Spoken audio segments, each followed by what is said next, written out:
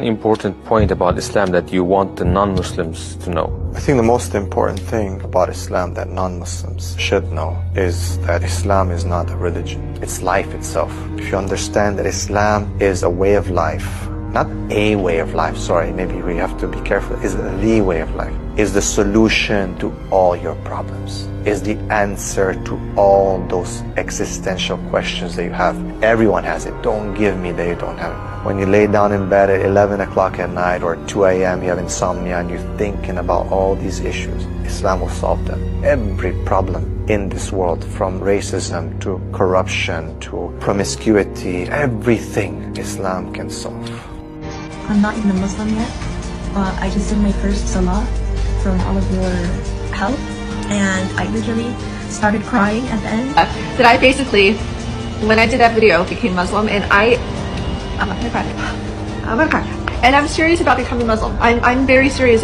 I was a devout atheist before, but I've done so much research on the Muslim faith, and it's so beautiful. So I want to know if I'm meant to be a Muslim before I tell my family. And I have decided that I do want to be Muslim.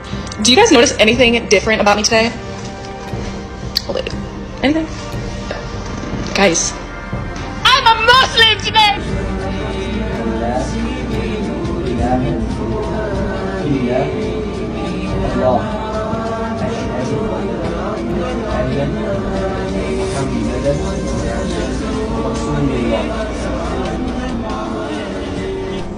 He merges the two bodies of fresh and salt water. Yet between them is a barrier they never cross.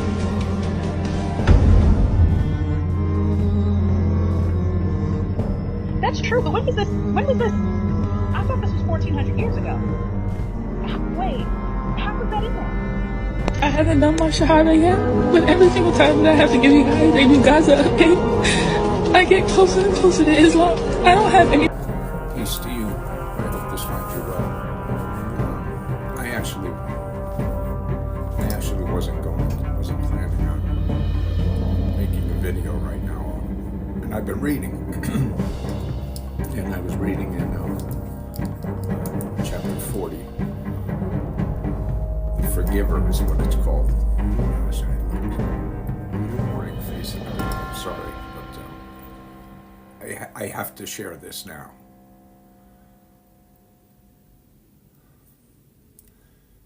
The end times are upon us. I don't mean to rattle you, but the end times are upon us.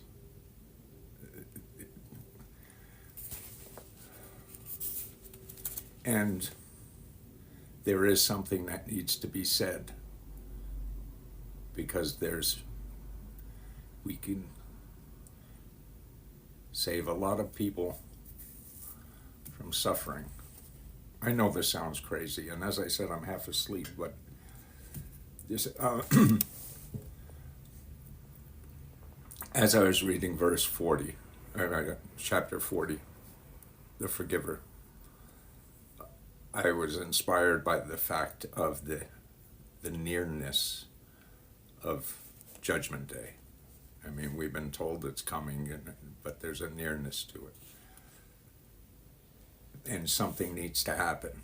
And what needs to happen is, before that is, this needs to be established. But the reason I'm making this video is when I turned the page, I was reading chapter 40, and I was having strange kind of feelings about the whole idea. Nervous and scared, but not really scared, and feeling a little old to have to go through it. I believe I've been given the message to establish the Quran where it needs to be. Chapter 41, verses perfectly explained. This is what got me going. Verse 1. This is a revelation from the most compassionate, most merciful. It is a book whose verses are perfectly explained, a Quran in Arabic for people who know. Now you might say, well, That guy doesn't know Arabic, so obviously it's not talking about him. But it was because I heard it in Arabic that called me to it. It's the book. This is a revelation from the most compassionate, most merciful. It is a book whose verses are perfectly explained. A Quran in Arabic for people who know. You can interpret that the way you want. I interpret it the way I experienced it. Turn to the book. Focus on the book. The end times are upon us. I may be thoroughly embarrassed once I hit send and this goes out into the world, but I just had to share it with you.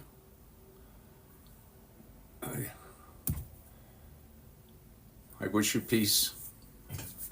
Respect one another. Treat each other well. Where do we go from here? As the human race, where do we go from here? After we've been watching for 7 weeks, babies get their heads blown off, seeing their empty skulls with the brain next to their body, seeing them burned, seeing trunks of children that are missing all 4 of their limbs, seeing surgeons performing amputations on their own kids with no anesthesia, seeing feet sticking out from slabs of concrete, an entire family flattened under the rubble. Where do we go when this is over? What do we do? Do we pretend this didn't happen? Do we pretend that our governments are not the embodiment of evil, murdering anyone that they want for no reason? I didn't even realise what was going on in Gaza. I didn't even realise that's how uneducated I am. And a lot of us think, we know it all. Or the news is just, I don't even listen to the news half the time anyways, but I haven't heard any of this. I've seen on a couple of comments like free pasta, and I'm so uneducated with that stuff. Like, I didn't do geography, I didn't go to school, so I don't know all these things. And I've just sat there for literally 5 minutes and I couldn't look anymore. The videos are so... I can't even tell you how bad they are. If you haven't seen it, you need to go and see what is going on in our world. Like, there is kids being... No, I can't get my head around this whole situation. The fact that no one's talking about this. I haven't seen anyone talking about this. That's how I didn't even know. No one's speaking about it enough. There's kids, babies, mums being... Like, there's nothing left of their... Like, I can't even talk about it. I can't even... Because I will just get taken down probably. I can't even say it out loud. It makes me feel physically sick. And then they've got no... They can't get in touch with the outside world.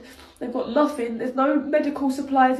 There's literally, I can't even get over this. And we're all here crying about, like, I'm sick. I'm so ashamed of myself that I've only just found out. I just feel awful, I really do. And I don't even know what to say or what to do, or there's nothing I can do. But hopefully me putting this out there can maybe make people aware that people like me that didn't know, or I don't know, but it is bad, it is really bad. And I just realised I just came from Turkey and there was all like bombings and stuff. I heard a few days before I left, a couple of days before I left, and I didn't even, like, that's how uneducated I am. Like, my brain was like, oh, it's a bombing, like, when we have wars here, like, they all get moved, and like, I was so, like, I don't even realise how they don't have food, they don't have medical supplies, I can't even do this, mate. But this ain't even gonna help nothing, do nothing, is it? But people need to be aware, mate. Why are people not talking about this shit? There's literally like 5-6-year-olds looking at their deceased family members, like brothers, sisters, and finding children under like rocks and stuff, like, oh. Kids can't even play anymore without being... Why is no one talking about it? Okay, I literally had to get out of bed because I just read something that I think is gonna change I hope is going to change a lot of Western perception of Islam, because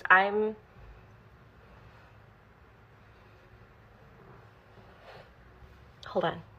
Okay, it was on the top shelf. Chapter 3,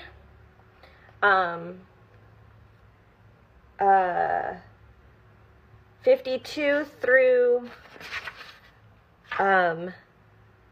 55. Okay. When Jesus sensed disbelief from his people, he asked, "Who will stand up with me for Allah?"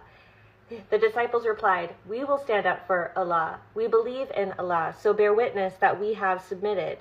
They prayed to Allah, "O Lord, we believe in your revelations and follow the messenger, so count us among those who bear witness."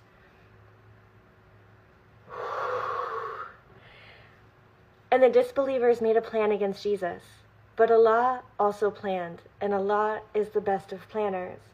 Remember, when Allah said, "O Jesus, I will take you and raise you up to myself. I will deliver you from those who disbelieve and elevate your followers above the disbelievers until the day of judgment. Then to me you all will return, and I will settle all your disputes."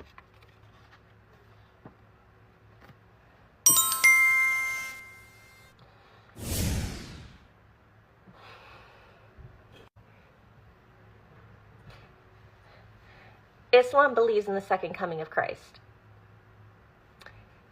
Islam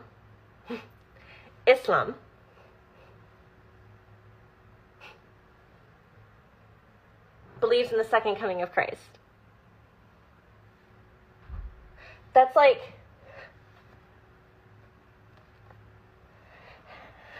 what?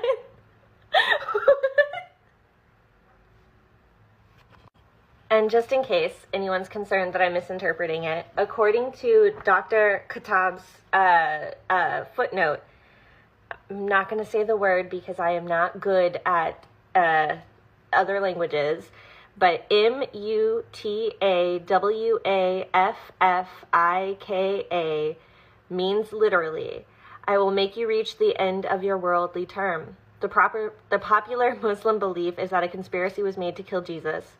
Allah made the main culprit who betrayed Jesus look exactly like Jesus while the culprit was crucified. Similar to Christians, Muslims believe the second coming of Christ.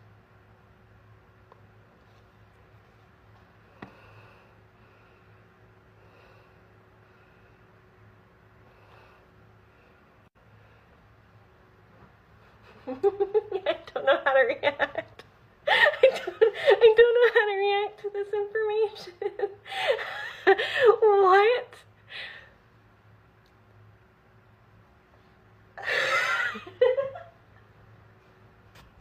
It's nothing like we've been told. Nothing like we've been told. Bismillah, let's get into it. Let's see what you're so curious about.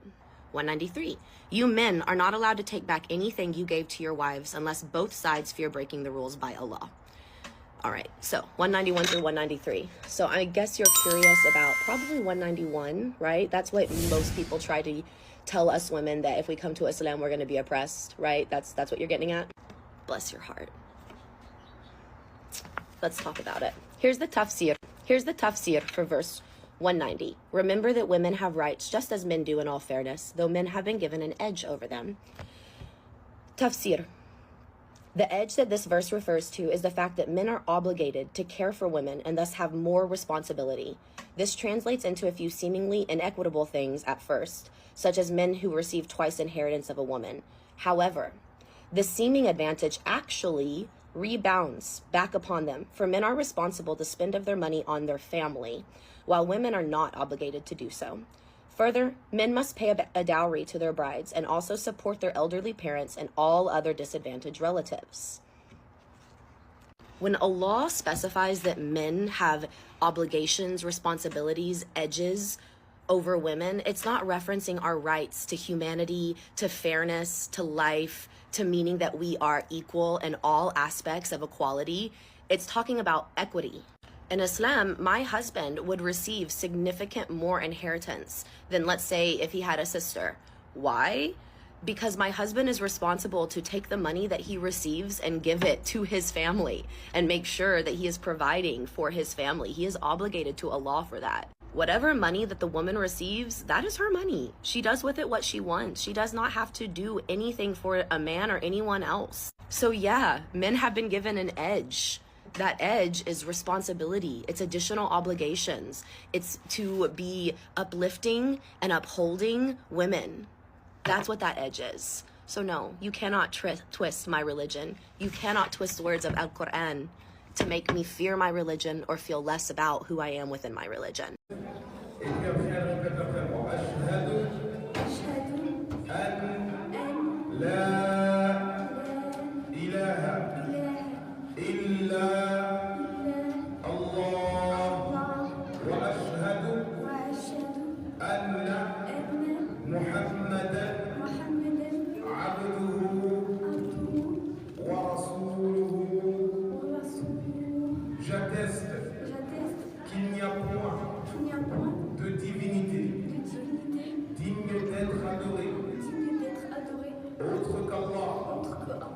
Et j'atteste que Mohammed est serviteur d'Allah, messager d'Allah. Al-Takbir, Allah.